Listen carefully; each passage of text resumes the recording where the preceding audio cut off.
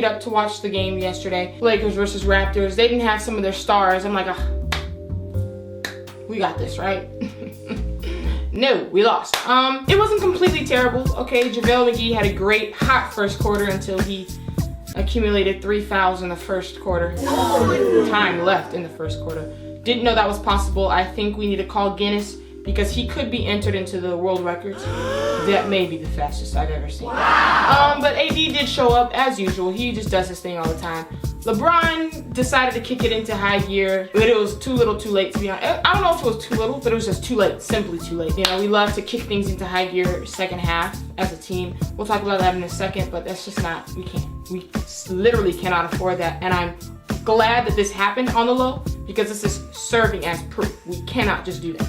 We'll talk about that in literally just a second. But LeBron did do his thing, especially in the fourth quarter. But we got hit with that zone, okay? Now, we were able to beat the zone the other night. But this night, I don't know what it was. I don't know what it was. We just were not able to beat the zone like that, okay? It created a lot of turnovers. We started going downhill.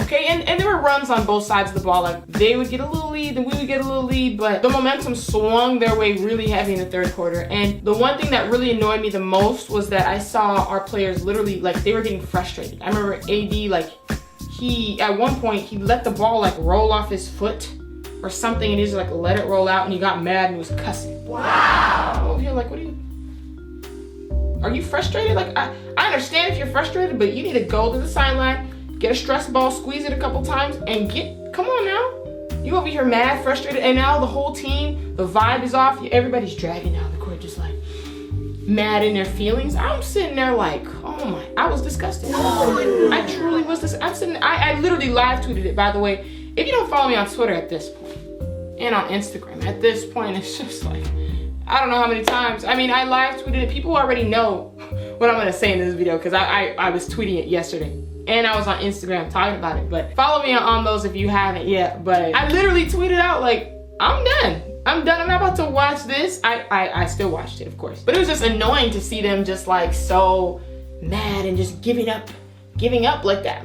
No, we don't do that here. I'm not used to seeing that. You know what I'm saying? And I'm not gonna bring up Kobe, but you know what I'm trying to say. Kobe fans, we know. So I'm not used to it. So I was very annoyed. This was not LeBron at all. I don't even think LeBron was on the court at this point, but the vibe was just kind of off. We're all like in our feelings, and I was not with that. Like, make something happen or give effort or whatever, but we don't do this in front of your own fans. Like, it was just tacky to me. I didn't like it at all. But I'm kind of glad on the other flip side of the coin that this happened, simply because I think this could humble us as a team. Not as a fan base, I'll talk about that in a second, but as a team, all right, I think it's important for two things, okay? First of all, we can't underestimate any teams, okay? We got teams like the Phoenix Suns without two starters beating teams like the Clippers, who was proclaimed the best defense in the NBA. They aren't, but they were proclaimed that, you know, they're out here beating the Nets. You know what I'm saying? Like, we can't underestimate anybody at this point. And that kind of leads into the next one, which is we can't keep on kicking things up in the second half. You already know I hate that. I don't like that. I don't know where that theme came from. I do know where it came from, but I'm not trying to stir up that argument right now. You know, it was brought to our team from somewhere, but I don't like it at all. We don't get to do that. And this game was a perfect example of why that's so dangerous. You know what I'm saying? Trying to kick it up in the second half. We really don't have that luxury. You know, we shouldn't have that luxury, or shouldn't think we have that luxury. Even though we kind of do, we are a very good team. We can get away with a lot because we've done it before. We rally back in the second half and it's like, no problem. But why aren't we just giving that effort in the first half anyways? Like, for example, this game, we went into the fourth quarter totally tied, but the momentum was on their side, everything. We really couldn't afford to make too many mistakes or anything, and we made mistakes. The momentum swung our way a little bit in the fourth quarter, but we still were making mistakes. Not too smart decisions sometimes, so we really couldn't afford it. You know what I'm saying? I was like, maybe if we would have kicked it into high gear before, we would have a little more leeway to mess up and do these things, but we don't. You know what I'm saying? Because we want to kick it up to the fourth quarter. Let's stop that trend.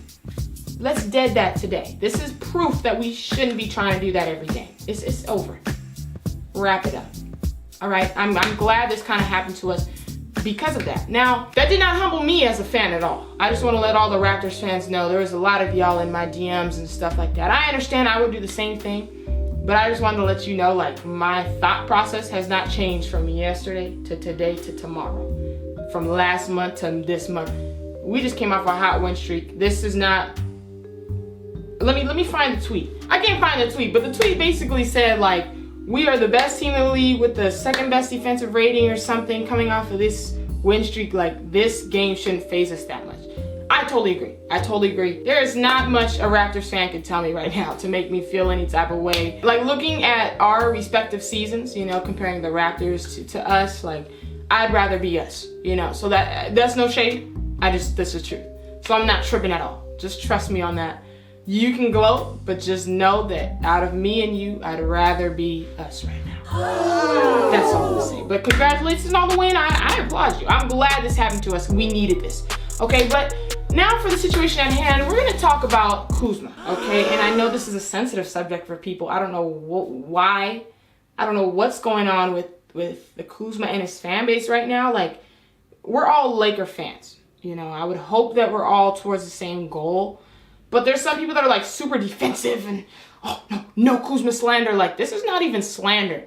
I'm just speaking facts, talking about what I've observed. But I found that whenever you try to talk about stuff that's going on, we're like, what, 8 games in, 9 games in, something like that. Whenever you want to talk about anything, you know, that's remotely negative or just like critical, basically. You know what I'm saying? It's like a certain group of fans. I don't know what we call them. I don't know what to call them. But they're like in the corner just like, wow, be patient. It's not that serious yet. It's only been this many games. You guys are rooting for the Lakers to fail. You guys are hating on Kuzma. It's like, oh my God. What just happened? I just said that I'm just stating my opinion based off what I've seen. I thought, you know, let me show you. Literally, there's a bunch of people that are saying, if you saying to trade Kuzma, you have no patience, and everybody wants to hate on Kuzma. This. I tweeted, I said, I've seen so many tweets saying this, but I have yet to see or hear anybody actually say trade Kuzma. Like, I'm pretty sure nobody thinks we should trade Kuzma at this point.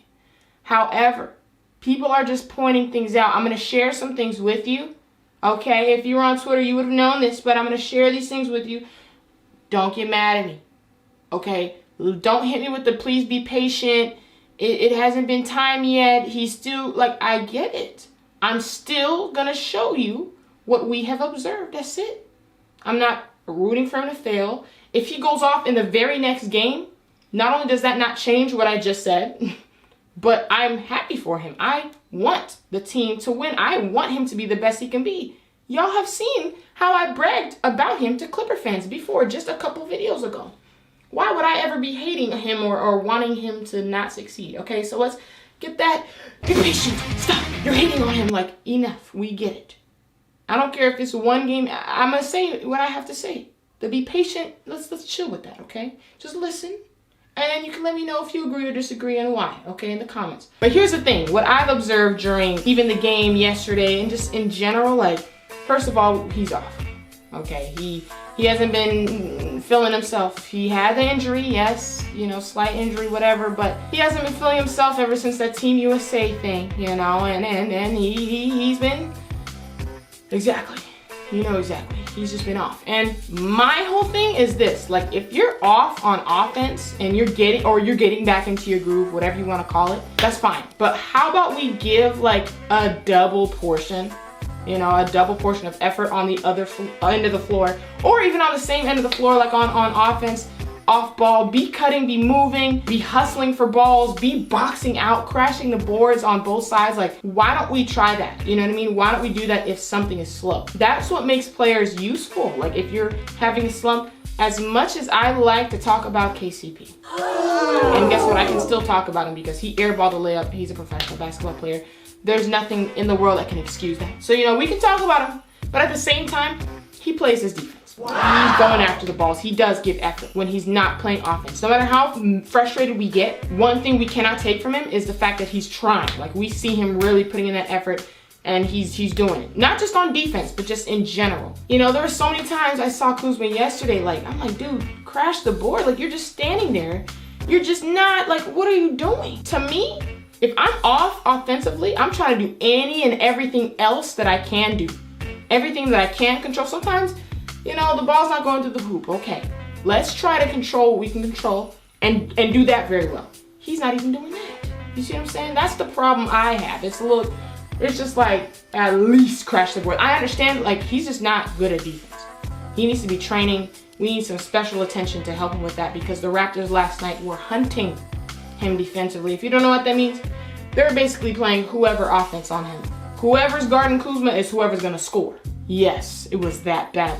Let me show you the stats. Matchup data has Kuzma guarding Siakam for 7 possessions. So 7 possessions out of the game, Kuzma was matched up with Siakam. Siakam shot 7 for 7 in that time, scoring 18 points. AD also was going against Siakam 7 times, and Siakam went 0 for 7. In 26 possessions, went 0 for 7 against Anthony Davis. I just wanted to throw that in there for reference. I mean, we know that Kuzma's nowhere near him defensively or anything like that. But my thing is, like, when teams are hunting you defensively, like, that's a problem. I'm not even expecting that to be on par right now, you know, because he just needs to kind of get better at defense. That's not going to happen over time. But I'm just begging you, like, if you're off in some way, like, let's crash the boards. Let's give that effort. Do what you can. And he wasn't even really doing that too well. That's what my problem was. I also saw something else, all right? I also saw something else that said, Brandon, quote, had a life/career-threatening blood clot and couldn't work out all summer because of it, unquote. Ingram, 26 points per game, 7 rebounds per game, 4 assists per game, 54% from the field, 47% from 3, 72% free throw, right? Then it said, Kyle, quote, worked out a lot in the summer and has improved so much on his game. Kuzma, 9 points, 4 rebounds, 1 assist, 38% from the field, 13 from the 3. Goodness, I did not even know that. And some people are saying, nah, that's unfair. He's on the Pelicans, he can eat, he's like the first option. Some other people were saying that's true, but B.I. is getting focused on defensively. You know what I'm saying? Whereas Kuzma should have better shots, because you have people like LeBron James, the Anthony Davis on your team to distract from you. So if anything, you should be getting better shots. So it's people on both sides of the coin. And then also some people are pointing out that Brandon Ingram, I think he was back for training camp in his instance. So he had some time to quote unquote like warm up and stuff like that, warm up into games. And I think he was back for preseason, they said, whereas Kuzma wasn't back. So he just hopped into the season. So I can see both sides of the coin. All I'm saying is, number one, from the jump, I don't even want to compare him to Brandon Ingram. I just saw that tweet, so I brought it up. But even if it's not Brandon Ingram, I never said that Kuzma was untouchable. That was you guys. You guys can go back and look at the old videos if you want. For some reason, the Laker Prophet is just simply never wrong. I understand.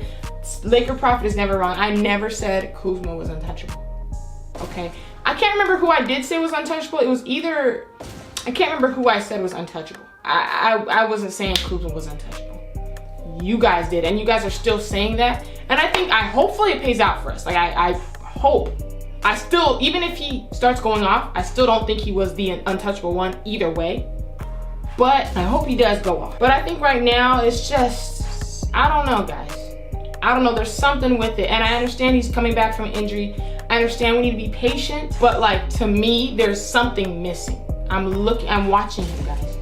Mind you, he's not crashing the boards. He's getting eaten defensively and acting like nothing's wrong. Like nothing is wrong. Like, no. Something is wrong. I understand it's early in the season.